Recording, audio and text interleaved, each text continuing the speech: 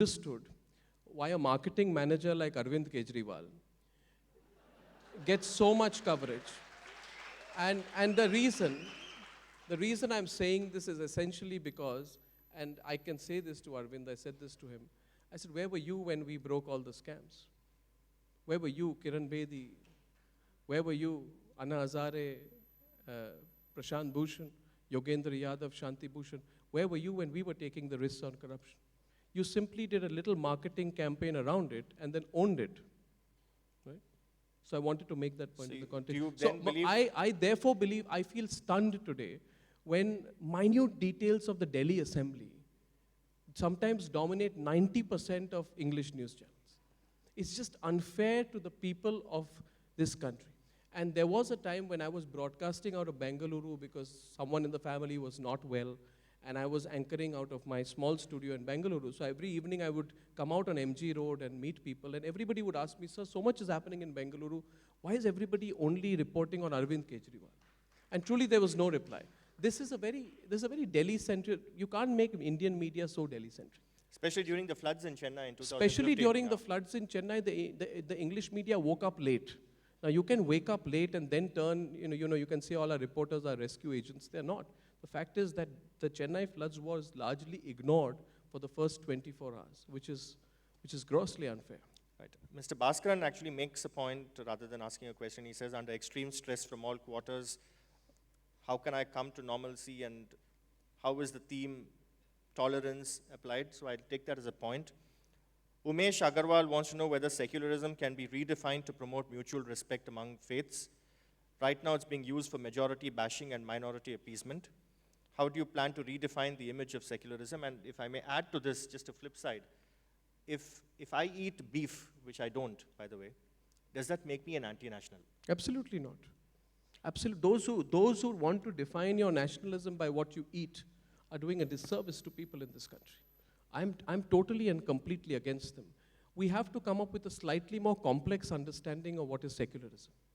Secularism cannot just be defined in a set way. The things which I've mentioned are a pointer in that direction. So I absolutely believe that you can't link not eating beef to nationalism. I mean, you have to be insane to say something like that. Ganesh, very relevant question. He says, how does the media stay relevant in the face of technology and changes triggered by the social media? I referred to #journalism in my introductory remarks. And newsmakers themselves share news on the media. Now, BBC Arnab had actually made some time back, had made it mandatory for their journalists to break their news on their BBC platform as opposed to the social media. Can you, in this, this age of speed news, can you actually overtake the speed of the social media? No, you cannot and you should not compete. Because plain vanilla journalism is over. Everyone on their phones get enough. Why are you not on Twitter? You have the most vociferous views among all journalists, but why is Arnab Goswami not on Twitter? I'm too sensitive. I think I'll just get affected. Okay. And I'll have to keep responding. And I don't feel like saying good night and good morning every day. There has to be something more substantial to say. But we have a domain name, Republic World, on which we'll interact with people. So Twitter is just to, force multiplier. Personally, for me, I'm not so interesting as a person, to keep talking about myself. We have a hashtag called Republic where we will talk about our news. So not yourself, about your views, about your but anyway, I put out a megaphone at 9 o'clock every night. So, to this add is through the day, anyway. Chirag from ISEC says, what do you feel is the role of the youth in shaping the future of our country, considering most leaders are above 50?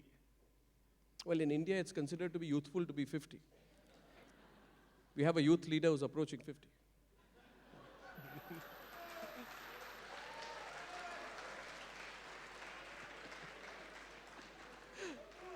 I don't remember the date. Parimala wants to know. No. You want to continue this? I want to continue this. Unless they don't want me to continue. But I said I'll be bindas today. Let me speak. You understand bindas? It's a Mumbai expression. It's all right. Letting down my hair. So I met the youth leader and he asked me how old I was before the interview. So I said, I'm 40 years old. He said, oh, you're younger to me. I said, yes, but I have 19 years of work experience. So I don't know how it went. It was great fun.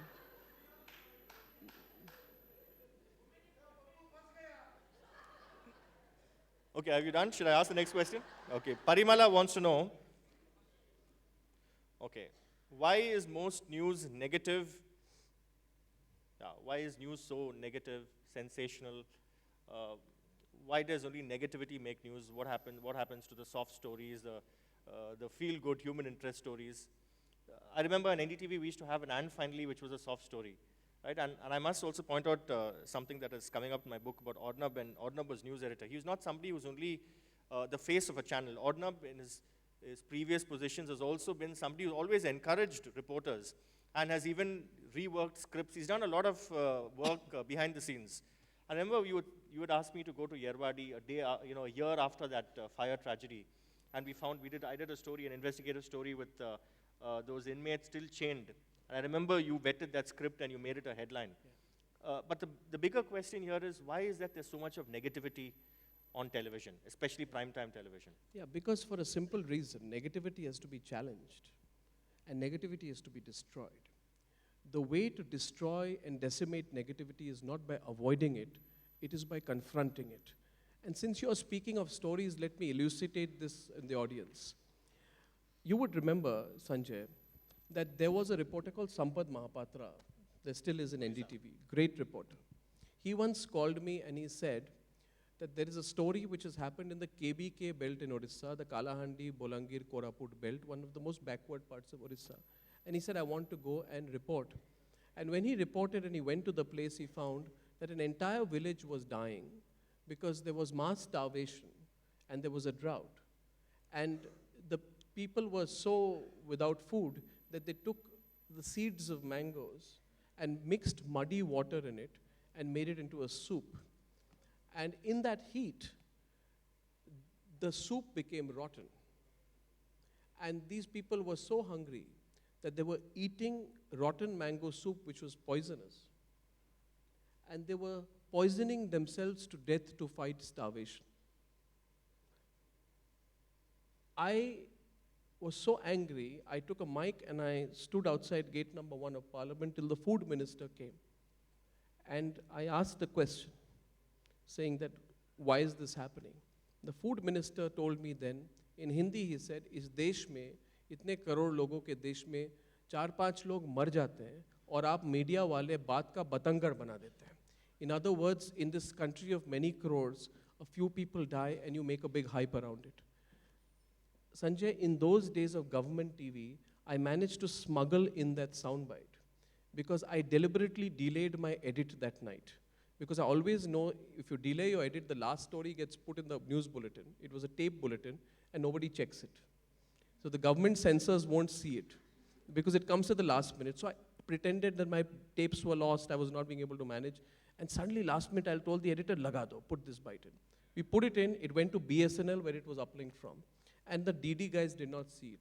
It went on air. And the rest is history, the minister had to apologize.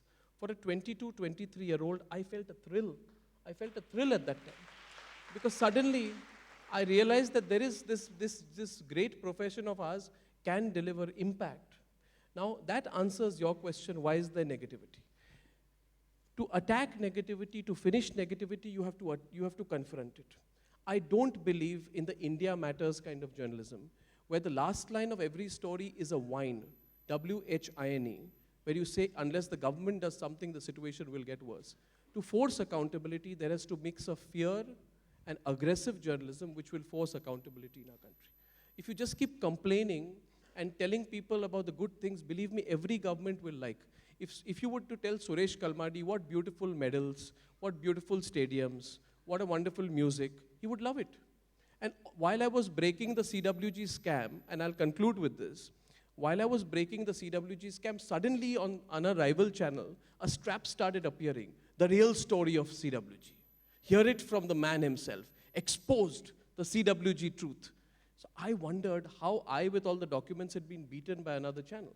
Suddenly on that channel at 8 o'clock, Suresh Kalmadi appears with another male anchor. I don't take names, I don't like to take names. The male anchor looks intensely at Suresh Kalmadi and says, Mr. Kalmadi. He said, yes. All these allegations against you. He says, yes. Are they true? He says, no. And the breaking news goes, Suresh Kalmadi says all charges false.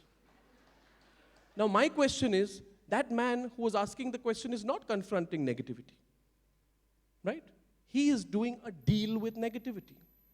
I don't do a deal with negativity. I attack it. See this, it brings me to my next question to take off from. Real news. So how do you deal with fake news and real news for an innocent observer? You have to get multiple sources. You have to get multiple sources. But I have very often, there's a site called Faking News, which produces news about me, which is fake news, which everybody considers to be true. So according to that site, I have been to jail multiple times. Taking off from your Kalmadi example, there is this mad rush and scramble for exclusives. You'll find sometimes even when India wins a match which is live on a sports channel, you'll have breaking news, India wins. And the same person, the element of the SimSat, the simulator satellite, where you interview the same person beforehand, and finally, at 9 o'clock, he's live on all the channels.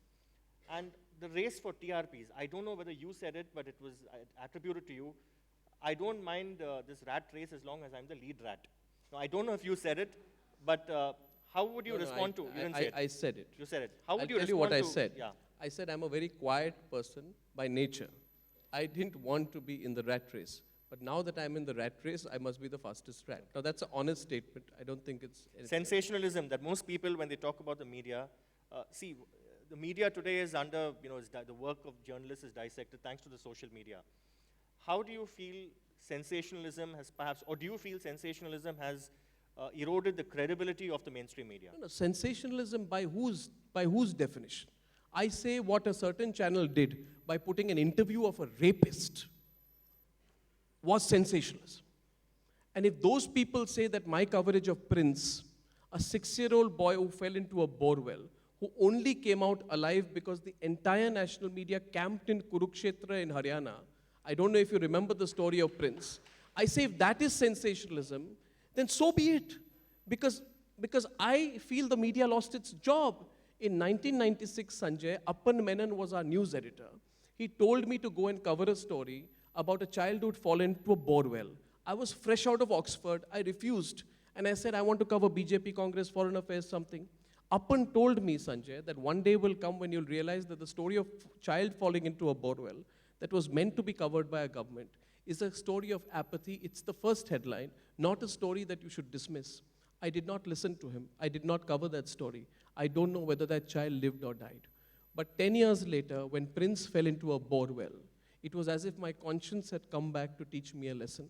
For 4 days, I had completely lost the ratings battles. Our channel had collapsed. My career was on the line.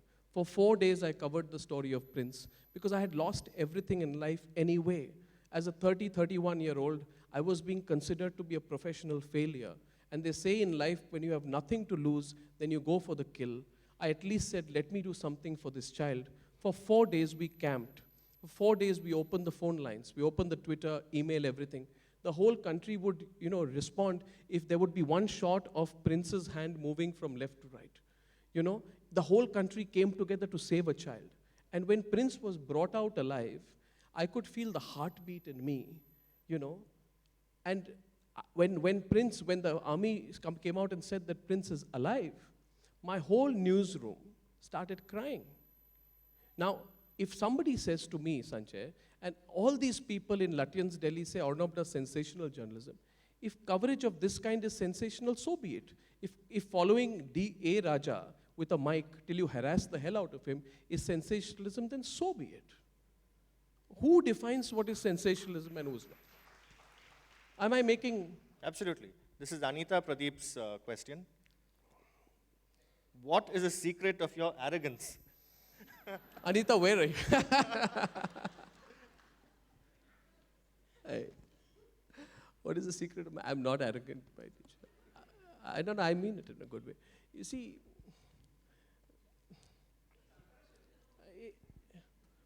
I was taught one thing in life, Anita, that if somebody says something behind your back, then you ignore the person. But if somebody counters you in front of you, you debate with the person, then one of you is right. Now, that's not arrogance, that's an obsessive debater in me. But I don't do it all the time. I don't do this at home.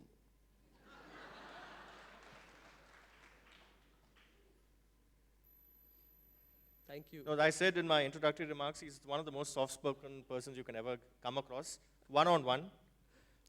The final question, maybe we'll try and sneak in a few more. Yeah, Deepa, sure. Deepa wants to know whether Republic will have programs pertaining to the youth Yes. and the challenges they face, Yes. or only politics. Will politics be your staple? No, no. Politics will be the place where we'll seek accountability on behalf of the people.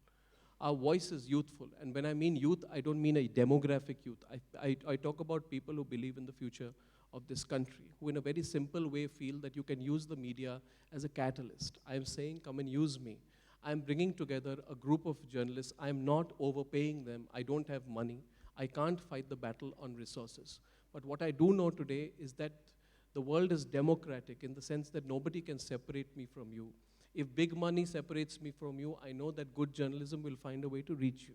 So 2 months from now, and I'm saying it absolutely sincerely, if you do not get Republic when we have launched, call and put pressure on people to put our journalism to you.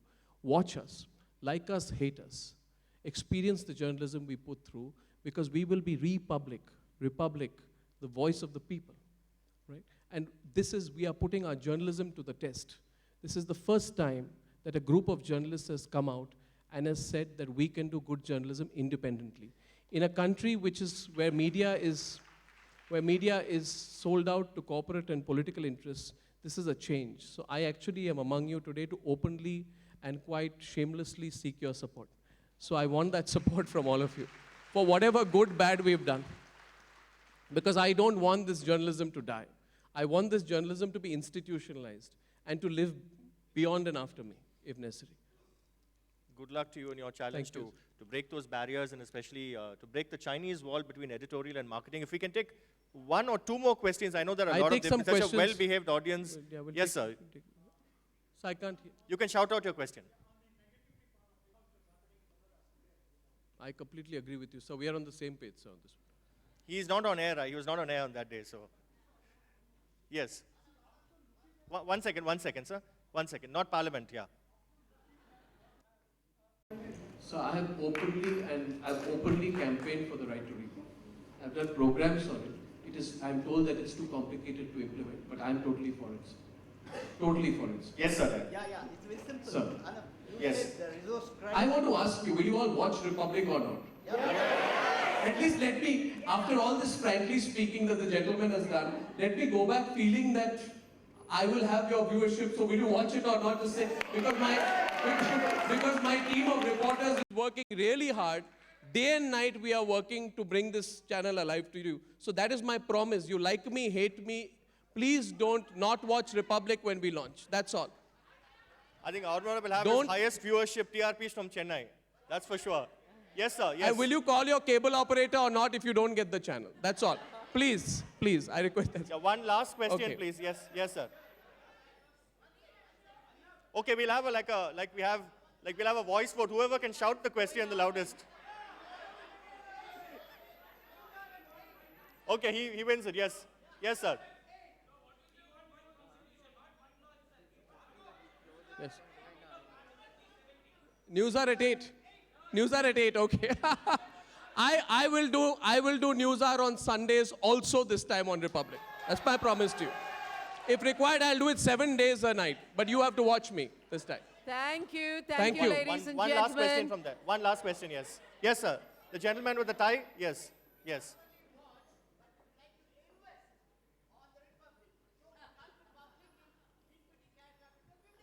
So Wow. I'm overwhelmed. Sir, your viewership is my greatest investment, and you are my greatest security. So thank you for that, sir. Thanks. Thank you for that. Thanks, Thank ladies you. and gentlemen. Let's just stand up and give Arnab Goswami and Republic a lovely ovation. We couldn't have asked for a better evening. Please wait for the formal vote of thanks.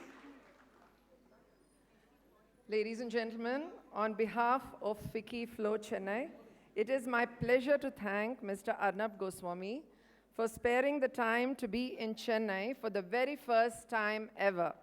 It was absolutely delightful to hear him in person. I request our chairperson, Sudha Shivakumar, to present a token of our appreciation to him.